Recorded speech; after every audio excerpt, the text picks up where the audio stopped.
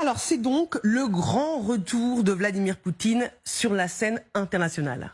Oui, d'abord parce que Vladimir Poutine a obtenu une rencontre en tête-à-tête avec Donald Trump, sans préalable, sans condition. Dans l'immédiat, on n'entend plus parler des nouvelles sanctions économiques que brandissait Trump il y a quelques jours. Il n'est plus question non plus d'un cessez-le-feu initial. D'ailleurs, dans le même temps, les troupes de Moscou avancent, on l'a vu.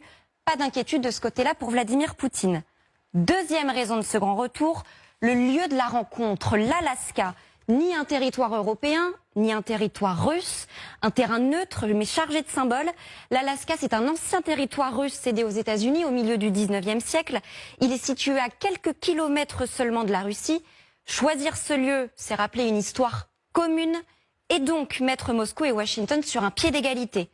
Troisième raison, l'absence de Volodymyr Zelensky. C'était une exigence de Poutine lui-même qui estime, je cite, que les conditions ne sont pas réunies pour une rencontre à trois. Pas d'invitation non plus pour les Européens, comme c'est le cas depuis le début des négociations à Riyad. Bref, la presse occidentale est quasi unanime. C'est une victoire diplomatique insensée pour Vladimir Poutine, lit-on par exemple dans le Figaro. Oui, parce que Donald Trump indique lui-même un partage, un échange de territoire. Écoutez-le. Nothing easy. It's very complicated, but we're going to get some back. We're going to get some switched. There'll be some swapping of territories to the betterment of both. But we'll be talking about that either later or tomorrow or whatever. Pas de détails supplémentaires, mais on comprend l'essentiel.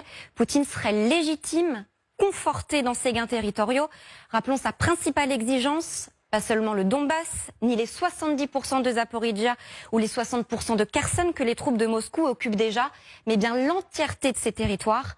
Là-dessus, il n'a jamais cédé.